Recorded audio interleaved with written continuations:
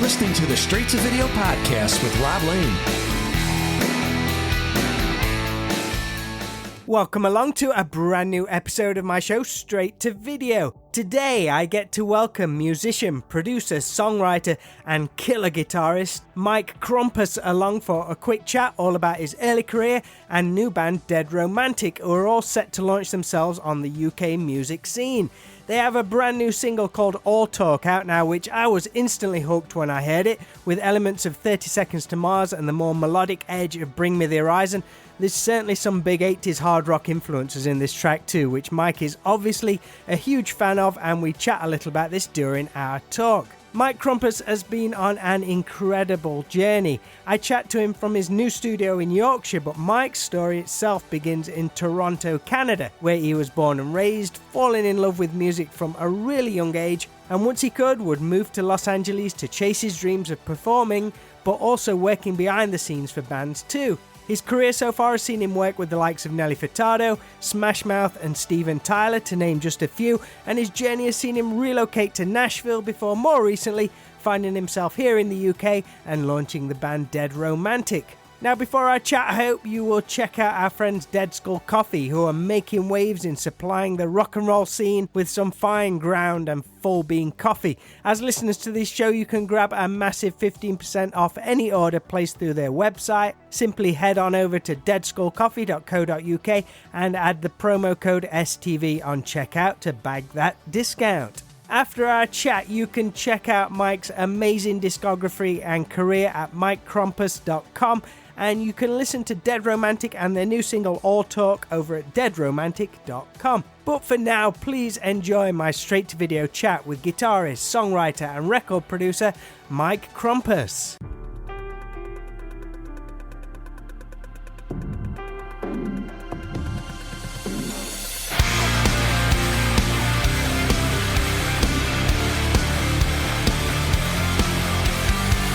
Sick to death of words that fall from lying lips.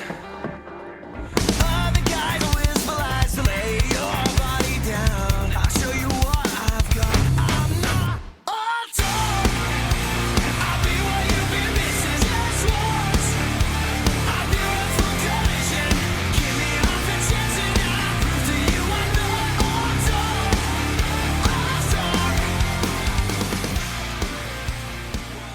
How's it going, Mike? Good, man. How you doing? Yeah, good. Thank you ever so much for doing this for us. Thanks, man, for having me on. You're in Yorkshire, right? We are, yeah. Yeah, I'm just down the road. I'm in between Nottingham and Derby, so not too far from you. Well, you should come by the studio sometime. Yeah, it looks amazing, man. It looks amazing. How long you been set up there? I think it's about 4 months we've been in the studio. You've been on like an incredibly varied journey through the music industry, not just the people and bands you've worked with, but globally as well, being in different places, originally from Toronto, Canada, then moving to California and then Nashville before residing here in the UK. I'd love to trace that a little in the time we have, but I know there's a lot of stuff. You grew up in Toronto, but your links to England go right back, though, through your mum being from Manchester. Did she ever share any stories or memories with you to spark an interest in the UK? My mom left really young, but she ended up coming back in her teens or early 20s. I think she always wanted to live here and just didn't want to let her parents down because they had migrated from here to start this new life in North America. And why would you want to go to England? Because in their head, it's still wartime and it's shit here. So she never ended up moving here. So I did it for her. Did she share any stories of her time over here? Nothing really exciting. Some concerts she went to, like Deep Purple and things like that when she was younger, but no like super cool stories about anything that happened here. My grandparents shared war stories about being bombed and hiding in shelters and things like that. What about for you, like UK bands in particular? Was there any that had a certain magic for you growing up, which perhaps sparked an interest? I'd be lying if I didn't say the Beatles and, bands like The Who, and pretty much every cool rock band ever in history of time has come from this part of the world. So the British invasion was a big influence definitely on my playing. What about the stuff in like the 90s or the Britpop stuff? Did that get on your radar much? Oh yeah, of course. Yeah. Like the Oasis of the world. And yeah, of course. And the thing that even more than music stuff is just like the historic factor. Like I'd come over here young and see the Tower of London, things like that. That stuff really excited me. So castles and that kind of history, the music history was, visiting Abbey Road and things like that were amazing to me. And still, I went there a couple of years ago and it still blows my mind at the energy in there and just the iconic records that have been produced there. Music really took hold for you at super young. Was it like 4 years old where you found your first guitar? Not go out and buy your first guitar, but actually finding your first guitar. Yeah, I found it in the garbage of my neighbors and I came home and didn't even know what I was doing. But apparently I made up these little concert tickets with 25 cents and around and sold all the neighbors to come and see me play that I really couldn't play at all. Where did that come from? Like the knowledge of concerts and stuff? Was you seeing bands on TV, like MTV and stuff like that? I'm sure I was. I really can't remember some of that stuff. But, Michael Jackson was a massive influence of me really young, or influence of mine really young. And I just remember saying, I want to do that. I want to be rock star one day. And then I got into hair metal and all those cool things. All the best stuff. What was your introduction to that? Anything goes on this show. I loved everything. I loved Skid Row. I loved Whitesnake. I loved Rat, Van Halen, all the things you have in your background there. All of that stuff was influential to me. Mr. Big, Paul Gilbert's playing, a Canadian band called Harum Scarum. Pete Lesperance is one of my favorite guitar players. Even obscure stuff like, I think anything, Winger, all of that stuff I really loved. Just such great playing on all that stuff. And if you're getting heavy into guitar, that's the stuff that's going to blow your mind. Even Canada itself, it's got such a rich wealth of great rock talent, some of which broke out worldwide, but also a lot of it remained quite contained there. Yeah, I think it was hard for a lot of Canadian rock bands to break into other countries. And back then, it was, you didn't have Spotify and all those things that you could be heard around the world. So you'd have to get like territorial record deals or a global record deal and hope that the record company would push you in the other country. So many bands that were, they leave Toronto and sign the big LA record deal, Capitol Records, and then nobody would hear of them except Canada and Japan, maybe. Was Honeymoon Suite one of your favorite bands and you eventually got to work with them later on? They're a big influence on me, and then became friends with them and ended up filling in, playing guitar for some shows and producing their new record and writing their songs. Proper full circle moment right there. So you found that first guitar when you was 4, but did you actually dive into learning the guitar around that time, or was it something you came back to later on? No, I think I did start learning it. And then probably somewhere around 8, I got my first electric. They saw me with this horrendous guitar that probably had a couple strings on it, pretending to play, and I just wouldn't give it up. So my mom was like, yeah, he's not going to stop. So my uncle gave me my first proper acoustic guitar. So when they saw that I wasn't going to stop, my mom then bought me my first electric guitar. The rest is all downhill from there. Because I think you were like big on all the guitar instructional videos, right? Oh yeah, big time. You learned so much stuff from those back in the day, though. You'd watch them over and over again. They were great. Yeah, I remember like before,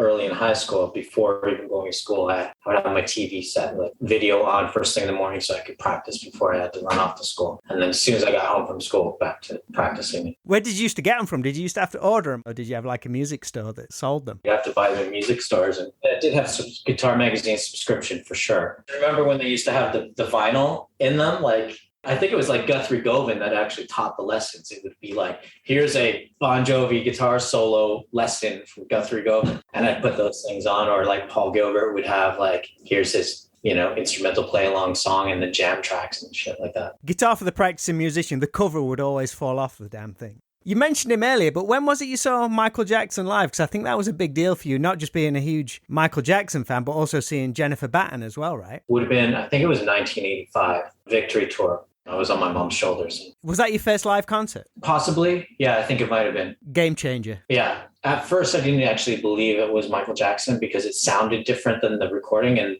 being so young, I didn't understand. So I'd be like, Mom, I don't know. It's an imposter. This is not the real deal. It sounds different. I love it. What was it about Jennifer Batten? Was that like your first seeing like a guitar hero on stage? I think it was like the fluorescent guitar and the big hair and just like the massive sound. When I was that small, I'd never experienced anything like that. So it's just like, holy crap, that's cool. It wasn't anything like the shows now, but it just seemed so massive to me. And what were your first steps into forming a band? What was like the musical climate, if you like? How old was you at the time? When I first started playing with bands, I was younger than 8. I'm sure it was just horrendous. I think I had one band that we called like Ghost Tigers. And it was like my friends from around the corner, we'd get together and I was the singer and it sounded just dreadful. I know I did, but just kept going. Did you find yourself being into learning music so young? Did you find yourself playing with a lot of older musicians? Yeah, all the time. I'd be getting the X on my hand and playing in the bars and play with all the older cover bands. And maybe because there was a shortage of guitar players or something in the town I was in. But yeah, lucky enough, they would take me seriously and I get to play with a lot of older people that, of course, influenced my playing and helped me turn into more well-versed and well-rounded player. From like production side of things, has that always interested you? Yeah,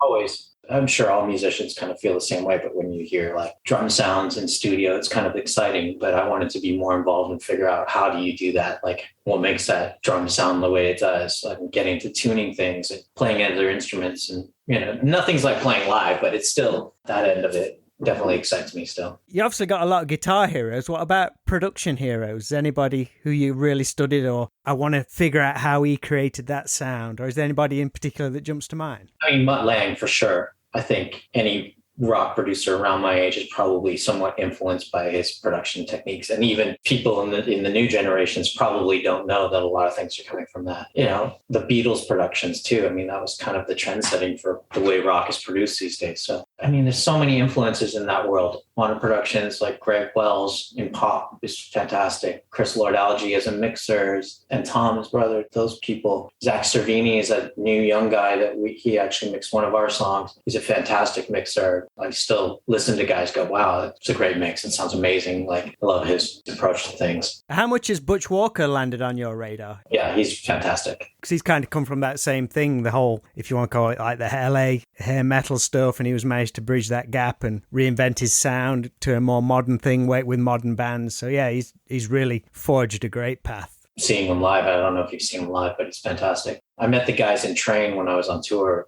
in the UK, and they ended up living in Nashville, and we connected, but he was producing their record when I was here with them. So they had tons of stories about how amazing it was in the studio. I've heard nothing but good things about people working with him as a producer. Like, the guy's a genius. Where did you see your future after school? Was it to be up on stage or behind a mixing desk? Probably to be on stage, not behind a mixing desk. I think that's something that just kind of happened along the way. Or both. I mean, anything to do with music, I just wanted to do. Was it in 2002 you moved from Toronto to Los Angeles? Yeah, you probably know better than I can remember. How was it arriving there? Did you have any contacts? I had a few, but I want to do the typical thing that most people do, is call anyone that's had success when they move from one country to another and like, hey, can I crash on your couch? Can you send me some work? Those kind of things. I had a really good friend that I ended up working with years later from Toronto named Matthew Gerard, who was quite a successful producer. And he came from the hair metal days. He had a band called Von Groove that was, I think, they were signed to Capitol in LA back in the hair days, but he went on to write songs for artists like Kelly Clarkson and win Emmy Awards and all that stuff. But I never really bugged him to, hey, can you get me work? He's very successful. And one day we started writing songs and doing some things together. And I produced a bunch of Disney records with him and some Idol stuff. But yeah, I kind of just wanted to do it on my own. Did it take long to establish yourself there? Or was there times where you think, shit, I might have made a mistake, I might have to move back? Or was it just focus all the time? When I first moved there, at the time I ended up moving, my stuff showed up broken. My computer showed up and my studio stuff showed up broken. I made the drive with Randy Cook, who's a really successful drummer now, plays with everybody, Ringo's all-star band, dude from Eurythmics, like he's playing with everybody, but he did the drive and we did it in Mini Cooper. Anyway, long story short, I got to LA, my stuff that shipped was all broken. By the time I got my apartment and fixed my stuff, I had about $300 left going, what am I going to do now? Like, how am I going to even get by? And I got a production gig that week that was pretty substantial. So after that, I was just like, I'm just going to make it happen. I could be dead broke, but I'm not going back. How was you at balancing things between production, engineering, and also touring? Do you just have to get good at organizing your diary? Yeah, and I was multitasking a lot. So even when I was touring, we'd pull in on a tour bus and I would set up in the dressing room or in a hotel room and have my studio there. So whenever I wasn't doing something else, I'd be mixing or on days off, going somewhere to do a vocal or flying someone in or flying out to somewhere, or just trying to arrange things the best that I could. What was your first big touring opportunity? opportunity? Do you remember? I mean, the biggest one early on when I was in my early 20s was Nelly Furtado. I had toured with a lot of bands across Canada and US tours and those kind of things, but she was the first like big recording act that I had played with. And it was cool because we went from playing the Phoenix, which is a venue in Toronto, maybe 2,000 cap venue, to a week later Grammy Awards, and we're touring with U2 and Destiny's Child and playing stadiums or big massive venues. It was super fast. What led you to move to Nashville? Had you seen changes in California and more opportunities were presenting themselves elsewhere? I think I just wanted to broaden my spectrum of writing and who I wanted to write with and kind of music I wanted to write, because I was kind of stuck in a little pop rut for a while.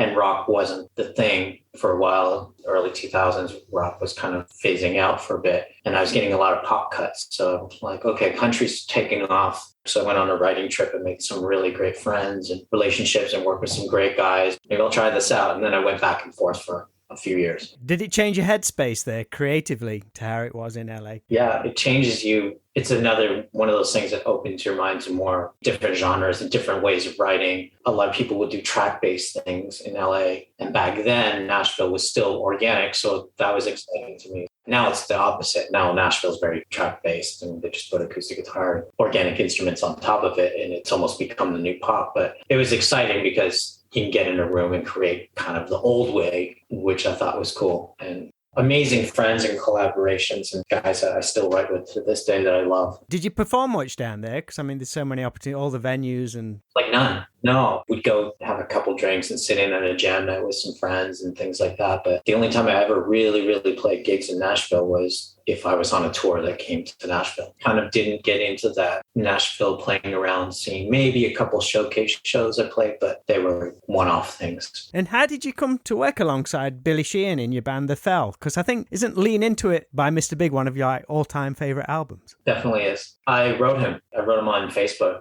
kind of getting bored doing the pop thing and just producing for everyone else, and thought, I want to do something just kind of guitar-y. And so I just wrote him a message saying, hey, this is Mike, blah, blah, blah. Do you want to get together? Maybe I'll hire you to play on some stuff. And when he came out, he's like, what are you doing with this? Let's start a band. We started the project and it fizzled out over the years, but I think we've decided we're just going to release a record anyway. So we've done all this work, so we're going to put the record out. And I don't want to promise anything to anybody, but I think the goal is to get it out there and just let it do its thing and see what happens. How is it to record him in the studio? Does he constantly amaze you with his creativity? Yeah, sometimes he's just like, my 13-year-old self would be shitting my pants right now.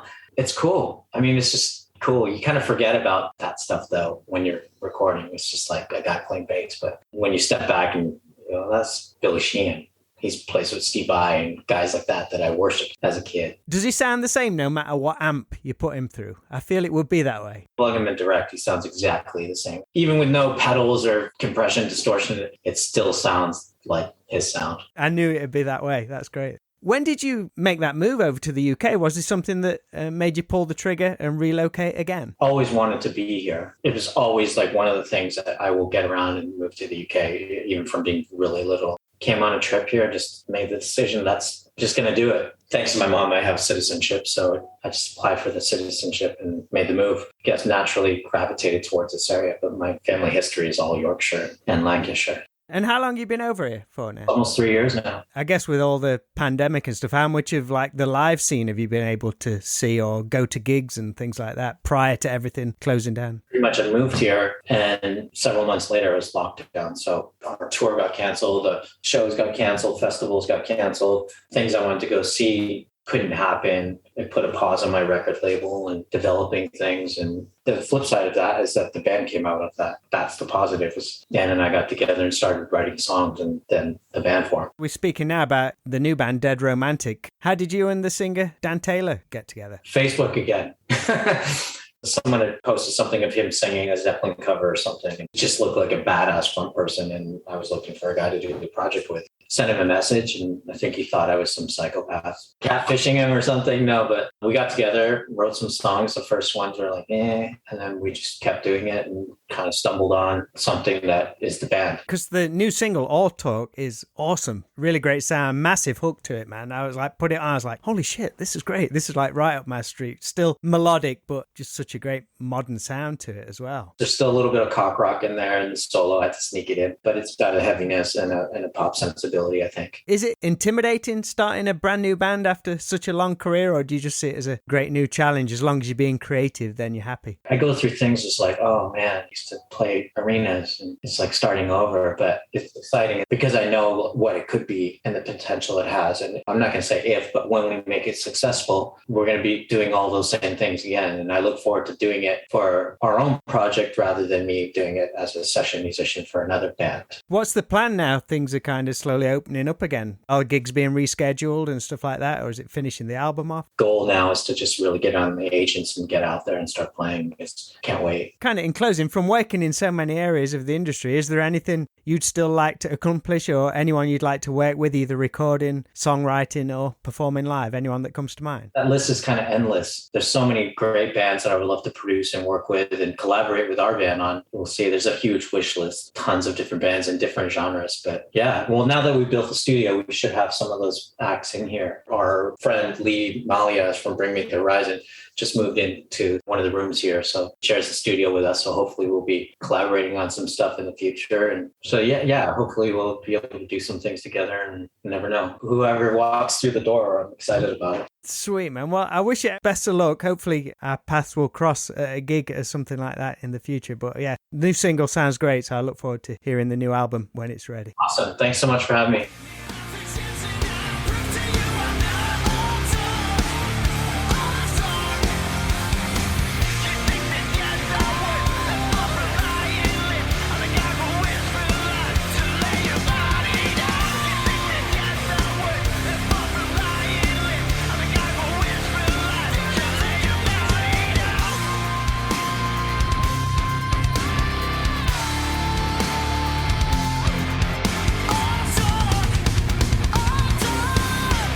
Thanks to Mike Krompers for taking time out of his busy schedule to dive back into the past a little and join me here on the Straight to Video podcast. If you want to learn more about his journey, then everything can be found at mikekrompers.com. And for all the up-to-date info on Dead Romantic, then just head on over to deadromantic.com and you can find them all over social media. We are steadily working towards 200 episodes of this show, which will be upon us before you know. And I want to try and celebrate this milestone and would love to hear any ideas you'd like to see happen. Maybe any guests you'd like me to try and get on the show, or perhaps someone you'd like me to check back in with who's been on the show before. Hit me up at stvpod.com where you can stream all previous episodes along with checking out some straight-to-video music videos and merchandise. That is all for this episode of the show. I want to thank you all for the continued love and support you show this podcast, and I look forward to chatting again real soon.